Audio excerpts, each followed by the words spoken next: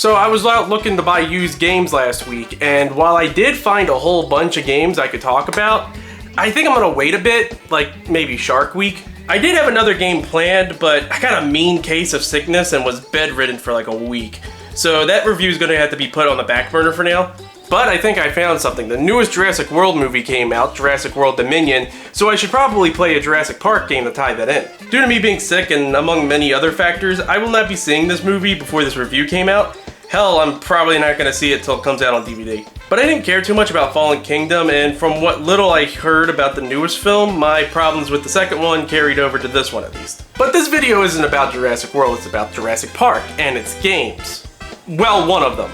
And there are a ton of games in the Jurassic Park franchise. And one type of game I really want to talk about too is FMV games. FMVs, or full motion videos, are a narrative technique where they have actual pre-recorded video files instead of sprites and computer graphics. This was a new thing when CDs were first introduced. See, before we only had cartridges to present our video game systems, like the NES and the Genesis.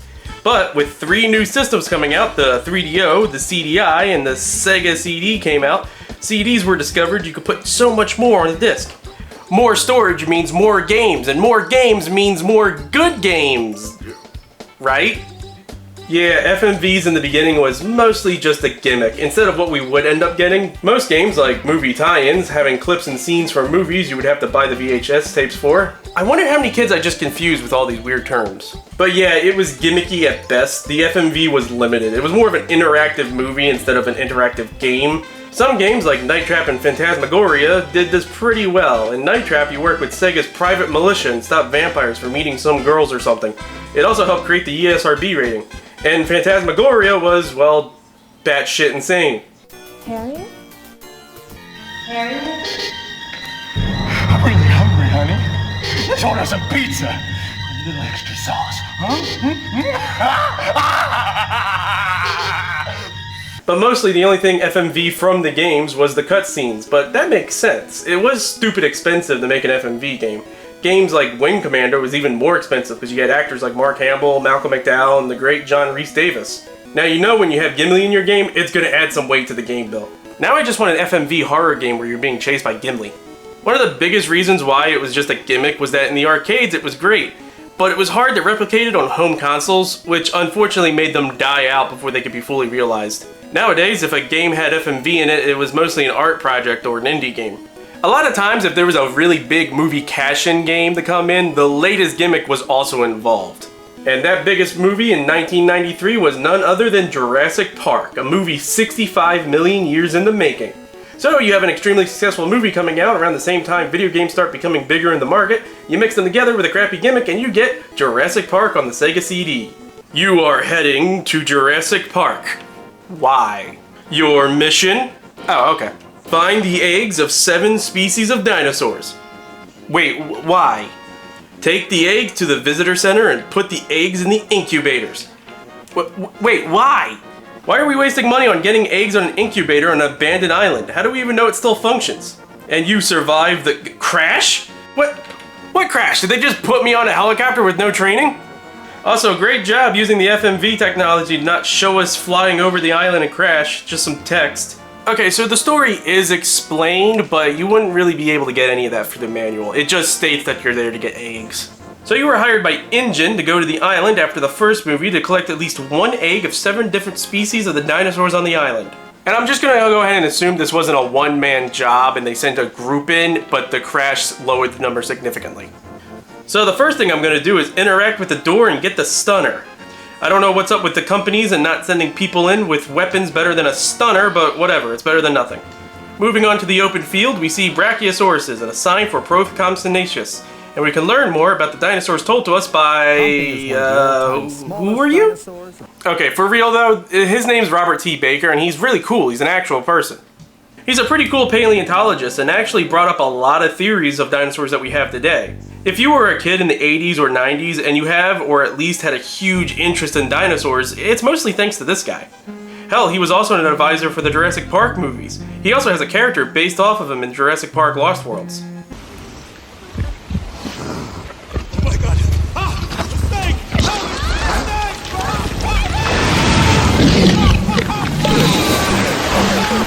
snake! It's honestly pretty cool that you have an actual dino guy telling you about dinosaurs in this game. So anyway, let's move on off to the visitor center, and whoa, weird transition. It's kind of obvious it's sped up footage, but maybe my game is just loading faster than usual. Here we are in the visitor center, and wait, is this the same one from the movie? I mean, this is set after the first movie, so shouldn't it be like a little bit more run down with a giant T-Rex hole in the wall? I know it's not the book continuity because that island got napalmed, and it would be pretty hard to get dinosaur eggs after that. This is the main hub area in the game with 3 different rooms. You'll be mostly going through 2 of them, the room where you save and get messages, and the incubation room, but it's weird that I can't access them. And this area is pretty weird and uncanny. It has that early 3D look, and if I was a kid, this would have terrified me because for some reason I had this weird fear over this kind of thing.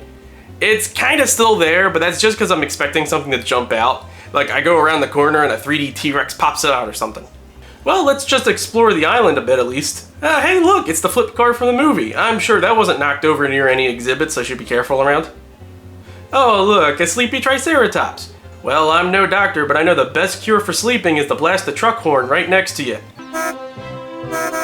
Oh no, ground is shaking. That's probably not a good sign. What is it, a T-Rex? Am I about to die? Oh, it was just another Triceratops hitting the car. That's,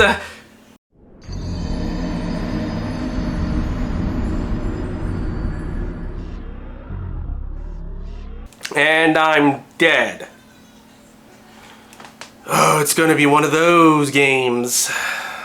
Okay, for the sake of this, I read a walkthrough. This is one of those point-and-click games that gives you nothing and punishes you for it. It's also one of those games where the background mixes with what you can interact with.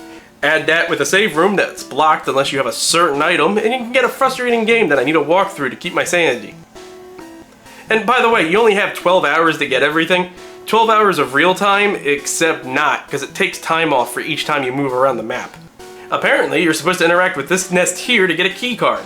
Now this key is probably used to get into the save room, but it's almost instantly upgraded. Like this right here, for example. How was I supposed to know you were supposed to get pliers from the crashed car and then use it to get the key card? Yeah, that's a key card. But whatever, we can now access the rooms. First you'll want to save and get messages from Dr. Emily. And that's the extent of the Sega CD FMV. Hi, I'm Emily Shimura. I'll be your contact on this mission, so keep an eye on your message light. It means I have new information for you. We were worried when our telemetry showed that your helicopter crashed. But as long as you're not hurt, keep going. We're pulling you out as soon as you've got at least... Like, yeah, it's cool at least for the time this game came out and all, but that's the best use you have for the transitions. Video messages and cool dinosaur facts with Robert T. Baker. From each dinosaur species in the incubator. I'll check on you again in a couple of hours. Oh, and, by the way, good luck. Oh, don't worry, Doc. I know exactly what to do. Rock!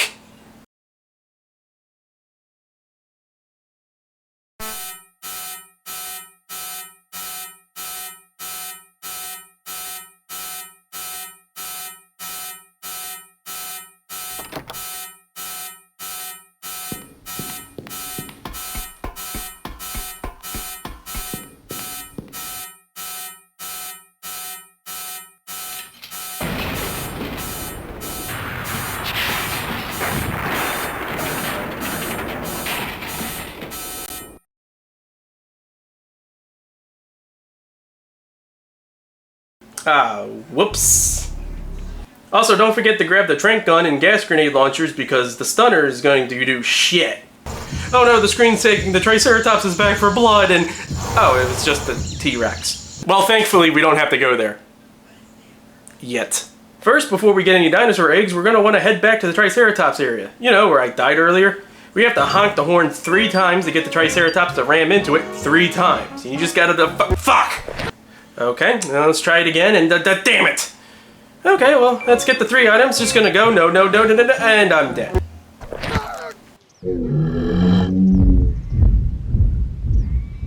Well, of course what you're supposed to do is honk the horn 3 times to get the ram into the car 3 times, and then quickly gather the 3 items, and then run left, because running right will agitate the Triceratops, and while you're running, stab some health juice into the sick Triceratops and run away. Of course that's what you're supposed to do. And now you have to find a specific tree in a specific spot to grab a random branch so you can feed the baby Triceratops.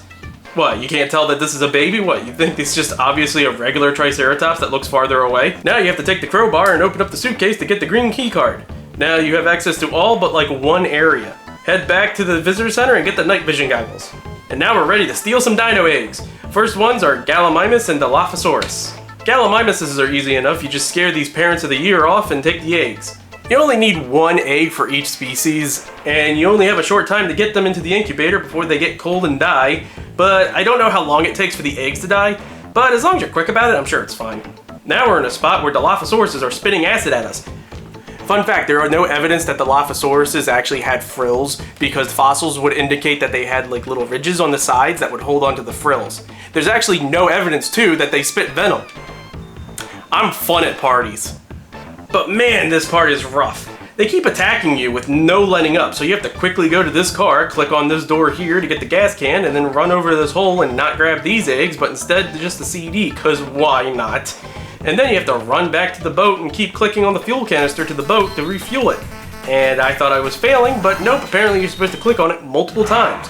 But there's no way of knowing that, so I died several times because, again, they keep spitting at you. But then you're not done because you have to go through this part and grab the eggs that you were supposed to grab, then grab this med pack here because they knew how bullshit this part was, and then you just gotta run back to the boat and run out into the visitor center. Yeah, you could collect more Gallimimus eggs too, like I did because I followed the walkthrough. But again, you only need one egg of each species, and there's like no scoring system, so there's really no point in getting more. This is also where Dr. Emily sends you messages, and she does help by giving out hints. When Dr. Sattler was on the island, she helped Dr. Harding, the veterinarian, with a sick Triceratops. He worked out a treatment for the illness and carried injectors in his Jeep. Dr. Harding also told her not to honk the Jeep horn at the Triceratops. Said it drives them nuts! But also helps bridge some of the story. Bad news. We've picked up a blip moving toward the park. We don't know who it is, but it looks suspicious. San Jose Airport security caught someone trying to sneak out through the perimeter fence. Someone paid him $500 to tape a little box to the helicopter you flew to the park. Okay, so someone paid an airport worker $500, which, due to inflation, that's about $1,000. But that still seems like a small amount to plant a bomb on a helicopter, and it wasn't enough to keep it a secret since this guy apparently went and told everyone about it. And where was airport security? Man, pre-9/11 security was lacking. It must have been an explosive. That's why you crashed. Oh yes, it was definitely the bomb and not my incompetence and inexperience in flying a helicopter. The next set of eggs is the Triceratops, and it's kind of exactly the same as before with the Dilophosauruses, meaning they spit at you while you have to quickly do what you're supposed to do. Except now you shoot them with tranks. You have to be very careful with the ammo too, because you can't get any more except like a pack of them that you can find, but I didn't know about that till the end of the game. And here we come to the mommy Triceratops, but all you have to do is wait till a Gallimimus steals the eggs and then you just gotta steal it from them. Remembering how much a Triceratops hurt, I didn't stick around after grabbing the egg and just ran straight back to the visitor center. Oh no, more bad news! Bad news. We've got positive ID on that aircraft. It's a helicopter registered to Biosyn Corporation. Those are the guys who hired Nedry to steal the dinosaur DNA from the island. And it looks like they're trying again. We're getting some interference. Hello, nice of you to join me. I represent... Well, I guess it doesn't matter who I represent now. So Biosyn went from hiring a fat, sweaty tech guy to the Romulans? Because I'm pretty sure that's a Romulan ship interior. So the helicopter will arrive in 3 hours, giving me less time than I actually have. If that's even true, it could just be waiting until I get all the eggs. Speaking of, the next two are extremely easy, the Compies and the Brachiosaurus eggs. Compy eggs are as easy as walking up and taking them. Brachiosauruses are a little bit tricky though, but luckily Dr. Emily gave us a clue. By the way, Dr. Grant told me that the CD for the Brachy kiosk is somewhere in Wu's office under lock and key. At the end of the CD, there's a baby call, and every time they played it, the Brocs came galloping up. So you just have to boot up the CD to listen to some cool dinosaur facts with Robert T. Baker. Brachiosaurus was the biggest dinosaur, up to 40 tons. Actually, the Argentinosaurus is believed to be the biggest dinosaur. And although a full skeleton has never been recovered, and it's been highly debated on what the biggest dinosaur is, and Dr. Baker is probably just stating what he believed was the biggest dinosaur at the time, and this game probably came out before the Argentinosaurus was revealed, I want to sound smarter than the paleontologist, so I'm right and he's wrong. Okay, played the baby sounds, and oh god, stampede! Watch out!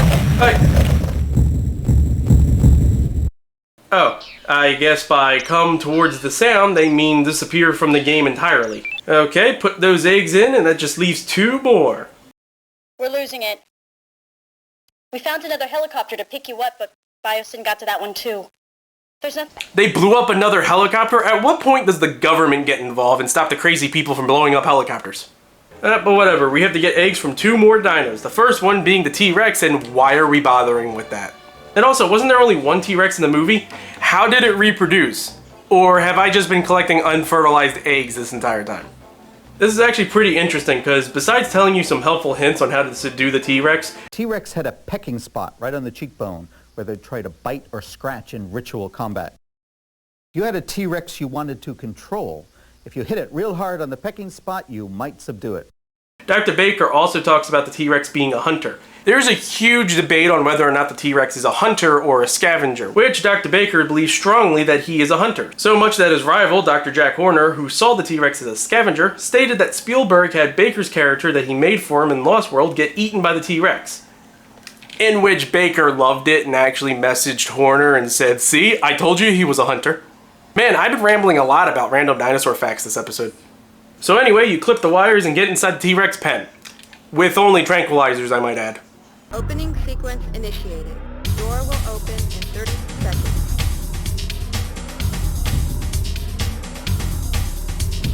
20 seconds. You put the key card in and oh me oh my, the music picks up and the T-Rex is coming and... oh my god, what the hell is that? I get it, they probably didn't know what a T-Rex really looked like up front, but they had references. They also had other Sega published Jurassic Park games that they could have used for reference. I mean, my god, she looks like a pissed off Gumby. Alright, shoot the right side till the gate goes up. I got this and, whoops. Okay, that was a pretty violent death. And I guess I'm a woman? The other deaths made me sound like a dude, but this one was clearly a woman's scream.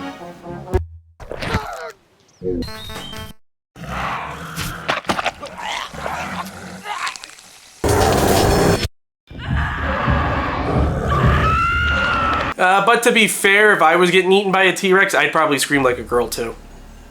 Oh, I was wrong. Shoot her right, not my right. What's the difference?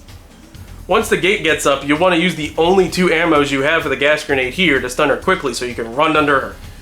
I dropped the bear horn when the Rex charged me. Sorry, mates. Well, thanks for that, Muldoon. You really dropped the ball there. Oh, and also sorry, mates, but no bazookas, because that was only in the book. And there are Dilophosaurus here too. That might be a good time to mention it, but the walkthrough I was following, the guy kept calling these Dilophosaurus Gallimimuses. But sorry dude, you're wrong. Those are definitely Dilophosaurus. Here you gotta trank them and then hit these 2 buttons. Meanwhile, the T-Rex is looking at you by the waterfall. I would not be standing that close to it. I also messed this part up because I went down the wrong pipe. See, I thought this door was where I came from, because, you know, it's open, and this gate opened up, but no, you need to go through this one. And it bugged, because the Dilophosaurus went invisible, so I couldn't get through, and then the T-Rex got me.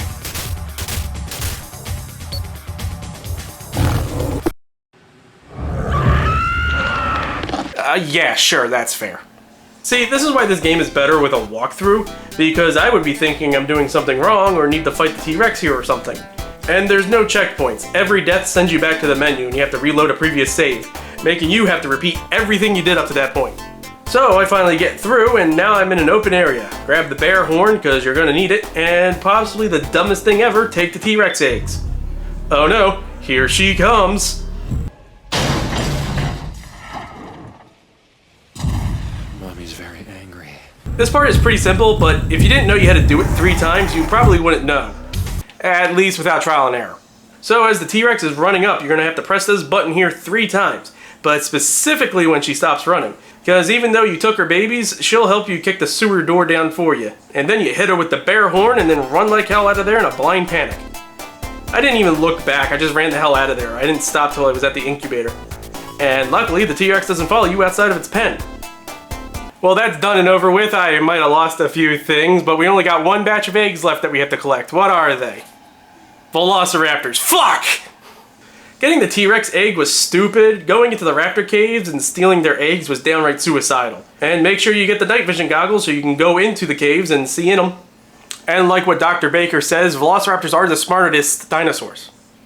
Raptors were by far the smartest dinosaur predators, and if there were caves around, they'd take advantage of them for raising their young. What I thought was pretty cool was that Dr. Baker actually calls the raptors Utah Raptors, which is what the raptors in the movies are actually based off of, technically, not velociraptors. The Velociraptor family has many species, all deadly. The one on the island is a giant called Utah Raptor. Now, Utah Raptors weren't actually discovered till after the movie, but technically that was the author, Michael Crichton's fault, because he used Deinonychus in the book and just changed the name to Velociraptors because he thought that sounded better. And the movie just kind of went with that. But then Utah Raptors were discovered after the movie, and they're basically what the Velociraptors in the movies are. So the Velociraptors are actually Utah Raptors, even though they weren't discovered at the time. So you go up the mountain and throw rocks at the bigger rocks that make a bridge, and this is probably the most stressful part and probably the most difficult. Not the hardest, just difficult. See, while you're in the cave, the raptors will run at you, and you can't and shouldn't really fight them. So you just have to run to the next area, but you gotta move so slowly, and chances are you have no idea where you're supposed to go, so again, thank you, walkthrough. And why does this music, and the T-Rex music for that matter, hit so hard? And right here is where we reach a big problem. So you reach this spot here, and you see the raptor key card floating in the waters, and you need the key, but how do you get it? Well, with rocks. See, this entire time, you had to been collecting rocks. Rocks that really have no significant part up to now, besides getting a log to stop moving in the beginning, and the alternate ending when you throw a rock at the computers. But you need at least a total of 5 rocks to beat this game, and you have to look everywhere for them. Sure, there's 1 rock in the caves here, but that's 1 rock. You need 2 to get the key, so if you don't have that other rock, you're fucked. And you might as well just lay there and wait for the raptors to eat you alive.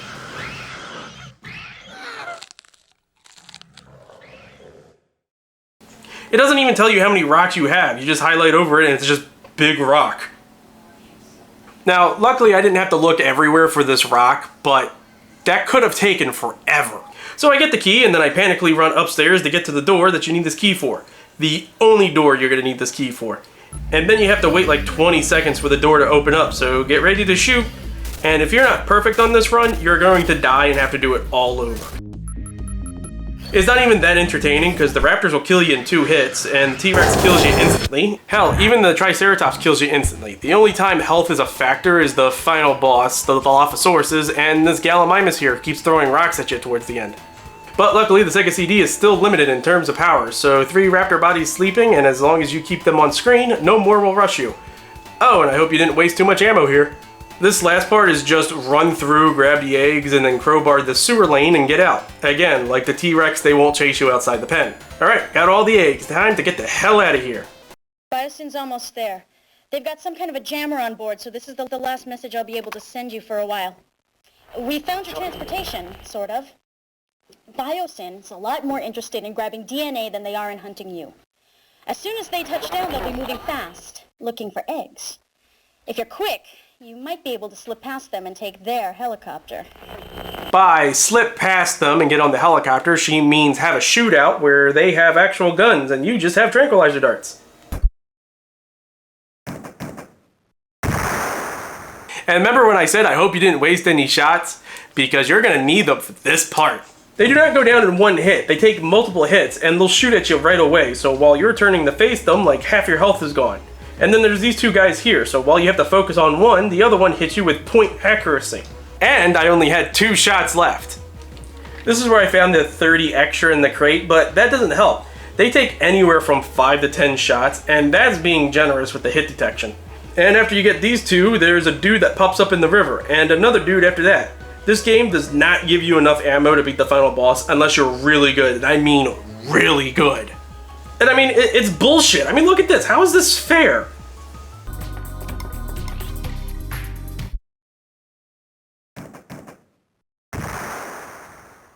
Luckily, I almost quit right then and there after like 30 minutes of this, but luckily, I found a way to get past this. See, you take this T-Rex CD you found earlier and use it on the scanner next to the front of Muldoon's office. That gives you infinite ammo for the gas grenades. I do not care that I needed that. And it's not really infinite because it's limited to 50 and you have to stock up right there, but 50 gas grenades was enough. So after overdosing these guys with tranquilizers, you get on the helicopter and get the hell off this island.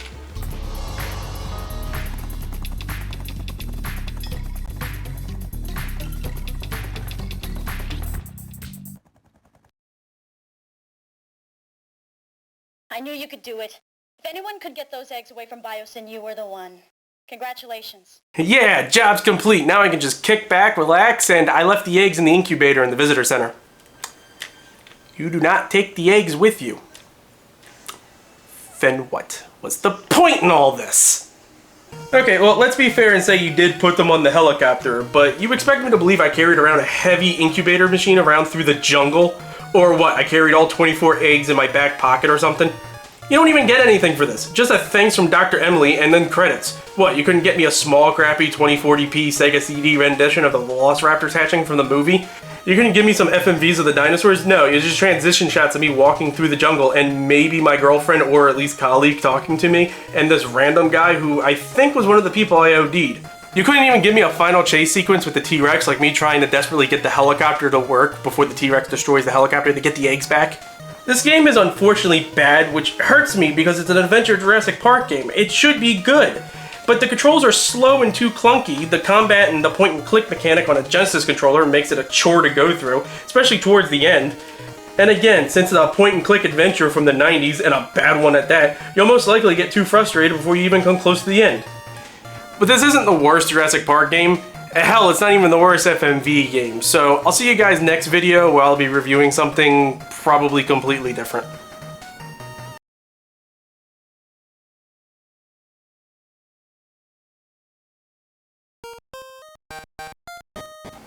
Hey guys, thanks for reaching the end of this video. It really means a lot to me. If you enjoyed it, please leave a like and a comment down below and maybe help spread this around. It would really help me a lot. I have more videos here and here for you to watch. I also have a Twitter where I will occasionally post updates and random ramblings. And I also have a Twitch where I will sometimes stream once in a while. Thanks for watching!